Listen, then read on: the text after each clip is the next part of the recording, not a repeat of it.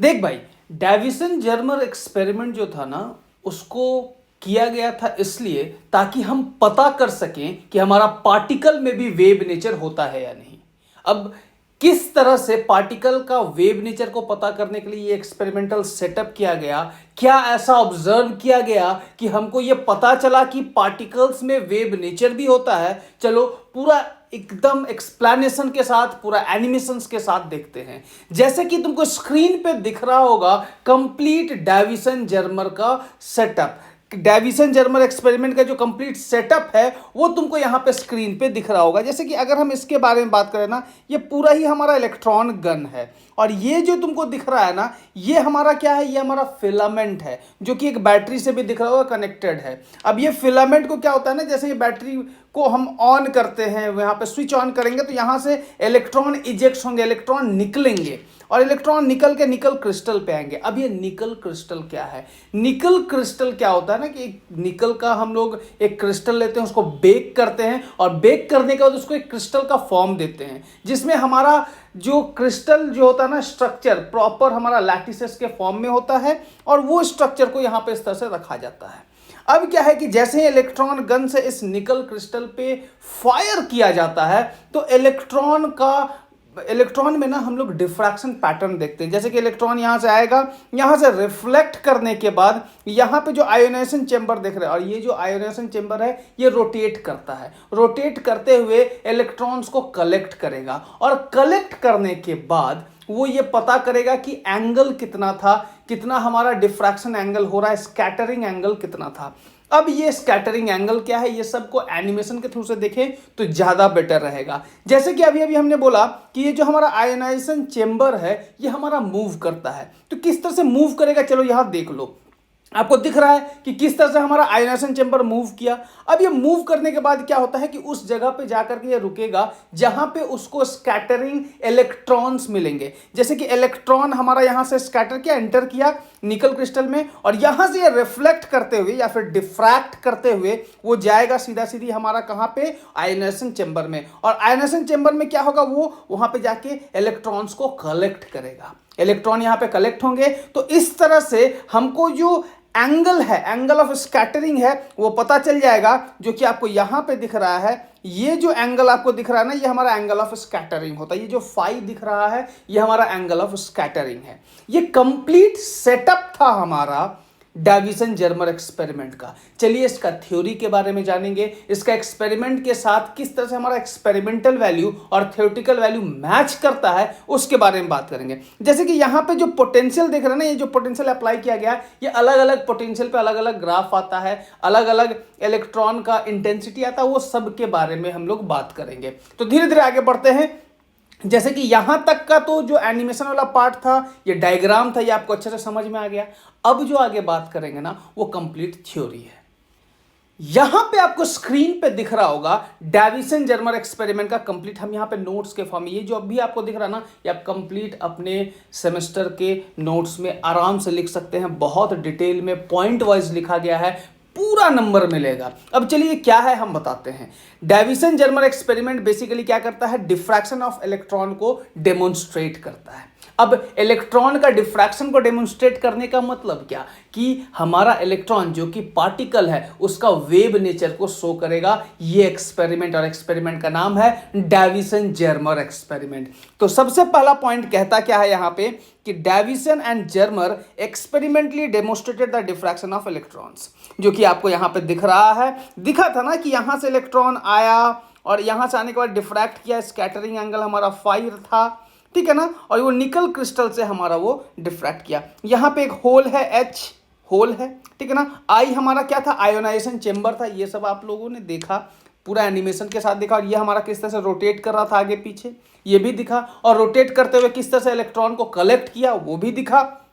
अब आगे क्या है कि the electrons are produced by heating tungsten filament. ये जो फिलामेंट है ना, ये हमारा टंगस्टन फिलामेंट है। इस टंगस्टन फिलामेंट को हम लोग क्या करते हैं, एक पोटेंशियल ठीक ना, अप्लाई करते हैं पोटेंशियल भी, जिससे हमारा इलेक्ट्रॉन क्या होता है, एक्सीलरेट करता है। अब जब भी आप पोटेंशियल अप्लाई कीजिएगा किसी भी टंगस्टन कॉइल पे, तो वहां पे इलेक्ट्रिक फील्ड प्रोड्यूस होगा, जिसके कारण फोर्स मिलेगा इलेक्ट्रॉन को, और इलेक्ट्रॉन एक्सीलरेट करते हुए आगे से यहां से निकलते हुए वो सीधा स्ट्राइक करेगा निकल क्रिस्टल को, और निकल क्रिस्टल को स्ट्राइक करने के बाद यहां से वो डिफ्रैक्ट करते हुए वो कलेक्ट हो जाएगा आयनाइजेशन चेंबर में, जो कि यहां पे आपको डायग्राम में क्लियरली दिख रहा है, ठीक ना। और ये जो आपका कंप्लीट अरेंजमेंट है ना, इसका नाम बोला गया है इलेक्ट्रॉन गन। क्या नाम बोला गया है, इलेक्ट्रॉन गन। अब ये चीज जो है ना आपको यहां पे दिख भी रहा होगा, the whole arrangement is known as electron gun, ठीक है। अब थोड़ा और आगे बढ़ते हैं। यहां पे बोला गया है कि the fine beam of electron falls normally on the surface of single nickel crystal. ये जो फाइन बीम देख रहे हैं ना, ये फाइन बीम ऑफ इलेक्ट्रॉन जो है नॉर्मली परपेंडिकुलरली गिर रहा है कहां पे, निकल क्रिस्टल पे, ठीक है। और उसके बाद वो डिफ्रैक्ट करते हुए कहां जा रहा है, हमारा आयनाइजेशन चेंबर में, ठीक है ना। ये क्लियरली दिख रहा है। ये स्कैटरिंग एंगल क्या है हमारा, फाई। यहां तक का सेटअप अच्छे से देख लिए, थोड़ा आगे बढ़ते हैं। All atoms of which are arranged in a regular lattice. जितना भी एटम्स है ना निकल क्रिस्टल का, जो हमारा एटम्स है वो जो अरेंज किया गया है वो रेगुलर लैटिस में अरेंज किया गया है, ठीक है ना। अलग अलग लैटिस में एटम्स का जो अरेंजमेंट है वो प्रॉपर है, रेगुलर है, ठीक है ना, इसीलिए बोला गया है regular lattice. The electrons are scattered by the crystal in all direction and the intensity of scattered beam in any direction is measured by allowing the beam to enter the ionization chamber। अब क्या है कि electron scatter कर रहा है bye the crystal in all direction. अब मान लो वहां से इलेक्ट्रॉन गन से हमारा तो इलेक्ट्रॉन निकलेगा, निकल क्रिस्टल में टकराएगा, टकराने के बाद स्कैटर करेगा, स्कैटर करने के बाद वो अलग अलग डायरेक्शंस में जाएगा, और इसको मेजर किया जाता है आयनाइजेशन चेंबर में, ठीक ना। आयनाइजेशन चेंबर में इलेक्ट्रॉन को एंटर करा करके मेजर किया जाता है इलेक्ट्रॉन का इंटेंसिटी को। क्या मेजर किया जाता है, कितना इंटेंसिटी ऑफ स्कैटर्ड बीम है, ठीक है ना। The intensity of scattered beam in any direction is measured by allowing the beam to enter the ionization chamber. जो आयनाइजेशन चेंबर में इलेक्ट्रॉन्स जा रहे थे, कलेक्ट हो रहे थे, वो बताता है कि कितना इंटेंसिटी है इलेक्ट्रॉन का जो कि स्कैटर हो रहे हैं, ठीक है ना। The chamber can be rotated with the crystal as the centre and the intensity of scattered beam can be determined as the function of scattering angle.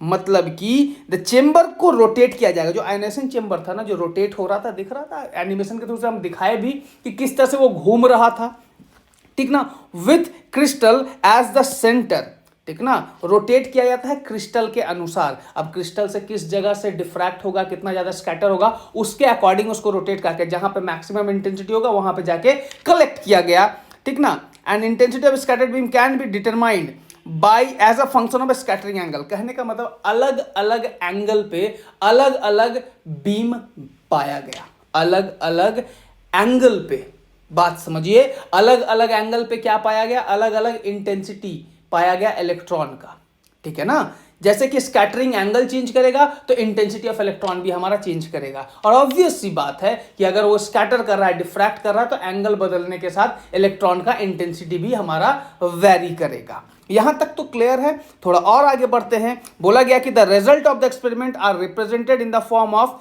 Polar graph. Polar graph के form में इसको represent किया जाता है, जो कि आगे हम लोग रिप्रेजेंट करने भी वाले हैं, जो कि आपको स्क्रीन पे दिख भी रहा है कि हम रिप्रेजेंट किए हुए हैं, कि जो हमारा effect of increasing electron energy on scattering angle. अब ये जो पोलर ग्राफ में किस तरह से बनाया गया है वो सबके बारे में बात करेंगे। जैसे कि इंसिडेंट बीम है, ठीक है ना, जो इंसिडेंट बीम होगा और यहां पे ये जो है ना एंगल को रिप्रेजेंट करेगा, ठीक है।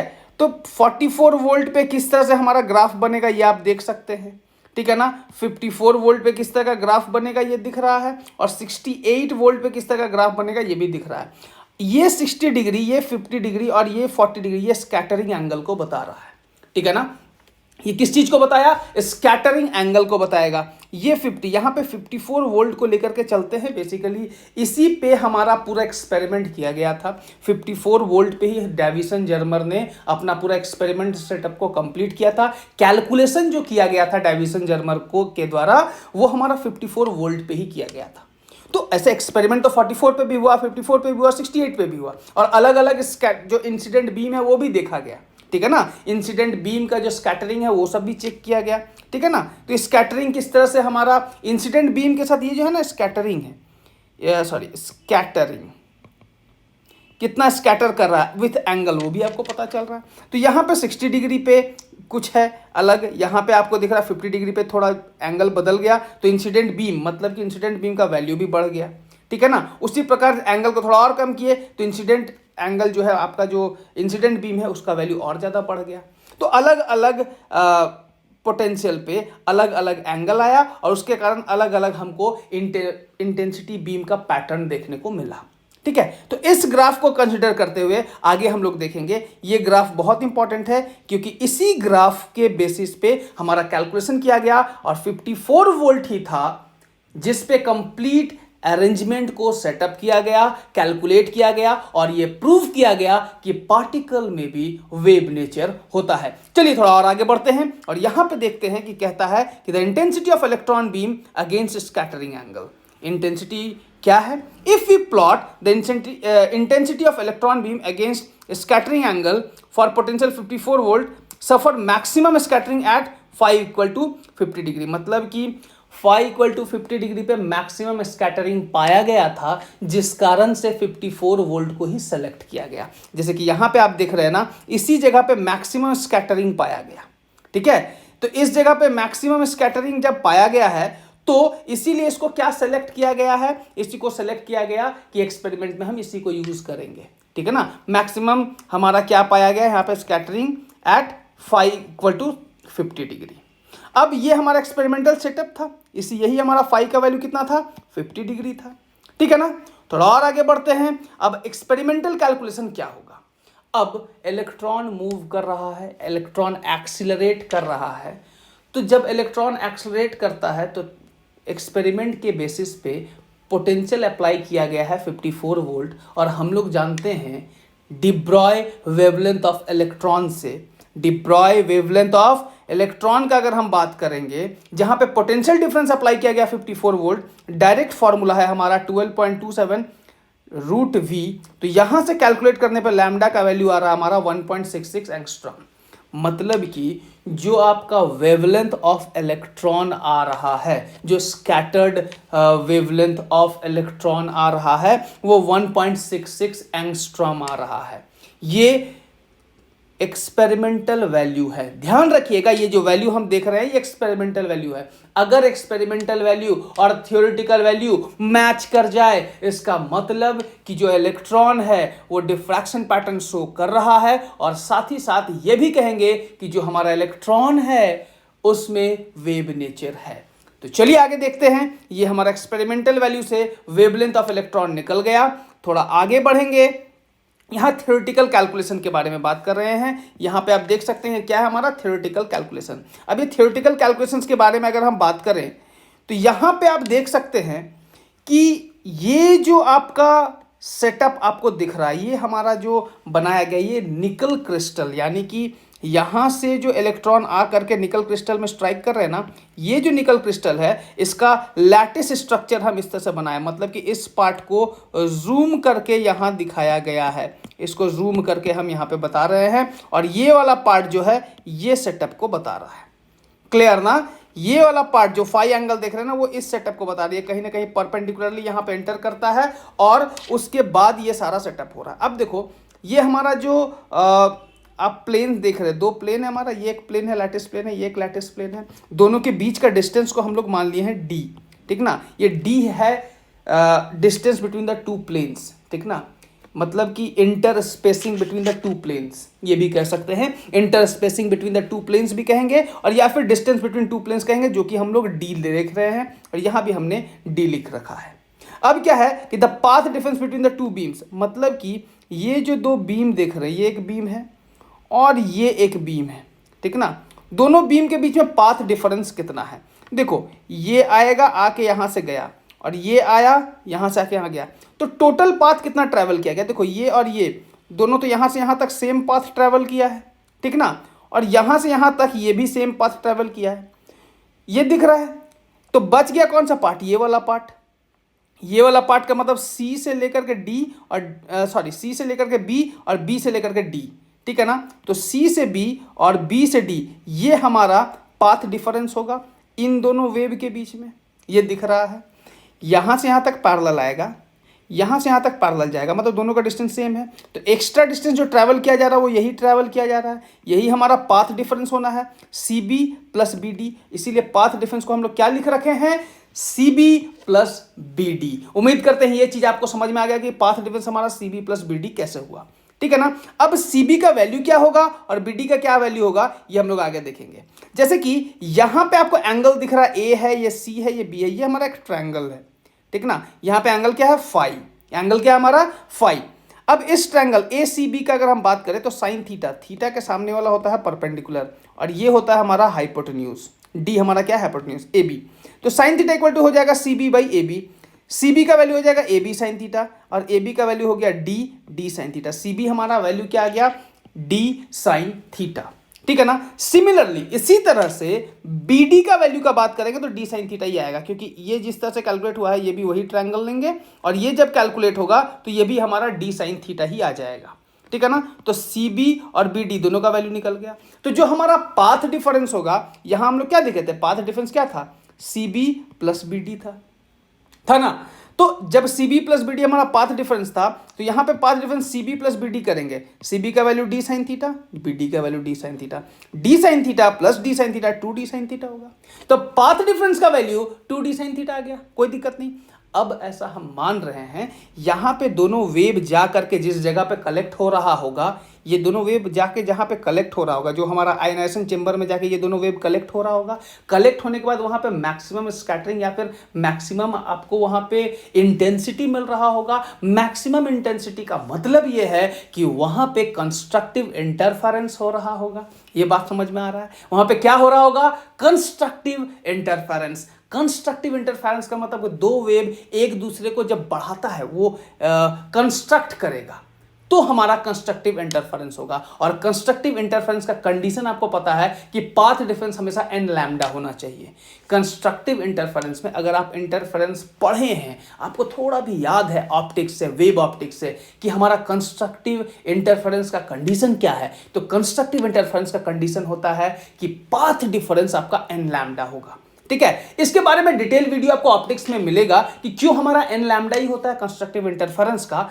फिलहाल आपको ध्यान में यही रखना है कि कंस्ट्रक्टिव इंटरफेरेंस का जो आपका पाथ डिफरेंस है वो एन लैम्डा होना चाहिए, यही कंडीशन है कंस्ट्रक्टिव इंटरफेरेंस का।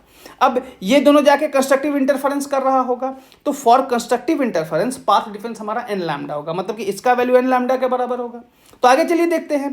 तो यहां पे जैसे आपको ये सेटअप दिख रहा है, for constructive interference of A X and B Y, A X ये हो गया और बी वाई ये हो गया, ये दोनों जाकर के इंटरफेयर करेगा, मिलेगा, और जैसे ही मिलेगा कंस्ट्रक्ट करेगा यहां पे, तो कंस्ट्रक्टिव इंटरफेरेंस का जो आपका कंडीशन है, जो पाथ डिफरेंस है, वो आपका एन लैम्डा के बराबर होना चाहिए, ठीक है ना।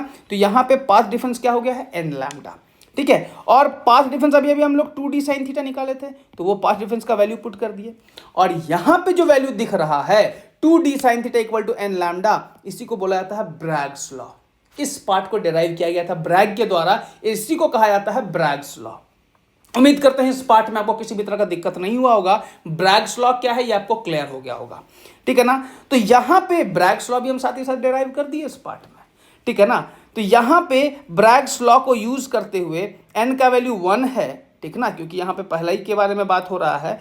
n का वैल्यू अगर हमारा 1 है, पहला लेयर का ही बात कर रहे हैं, तो हमारा lambda equal to 2d sine theta होगा। अब निकल क्रिस्टल का जो हमारा इंटरप्लेनर स्पेसिंग होता है, ठीक ना, इंटरप्लेनर स्पेसिंग हमारा 0.91 एंगस्ट्रॉम होता है, ठीक है ना, जो कि यहां पे आपको दिख भी रहा है। डी का वैल्यू कितना है, 0.91 एंगस्ट्रॉम, ये हमारा गिवन रहता है, ठीक है, ये हमको पता है ऑलरेडी, ठीक है, कि डी का वैल्यू हमारा 0.91 एंगस्ट्रॉम है। तो डी का वैल्यू हमको पता है, एंगल थीटा का वैल्यू देखो 65 डिग्री। आप बोलोगे कि ये 65 डिग्री कहाँ से हुआ, हम लोग फाई का वैल्यू 50 डिग्री लिए, इधर और इधर मिला के 130 डिग्री होगा, और ये दोनों वैल्यू इक्वल है, 130 होगा तो ये 65, ये 65, समझ में आया। क्योंकि ओवरऑल टोटल तो 180 है ना, 180 में 50 घटाए तो 130 बचा, 130 में ये दोनों एंगल सेम है तो ये भी 65 ये भी 65, तो थीटा का वैल्यू हो गया 65 यानी कि 65 डिग्री। साइन 65 डिग्री को जब वैल्यू पुट करेंगे 0.91 और 2 को, तो हमारा लैम्डा का वैल्यू आया 1.65। कहने का मतलब ये है यहाँ पे कि हमारा जो थियोरेटिकल वैल्यू है और एक्सपेरिमेंटल वैल्यू है उसका जो लैम्डा का वैल्यू है वो एब्सोल्युटली मिल रहा है। एक का 1.66 आया और एक का क्या आया 1.565, मतलब कि लगभग में जब मिल रहा है तो जो हमारा एक्सपेरिमेंट है वो थ्योरी को हमारा कंप्लीटली सपोर्ट कर रहा है। और ये हम कह सकते हैं कि जो इलेक्ट्रॉन है वो डिफ्रैक्शन पैटर्न शो कर रहा है, और इससे हमको ये पता चला कि जो इलेक्ट्रॉन है उसमें भी वेव नेचर है। तो वेव नेचर को प्रूव करने के लिए एक्सपेरिमेंट किया गया, और उम्मीद करते हैं ये चीज आपको अच्छे से समझ में आया होगा।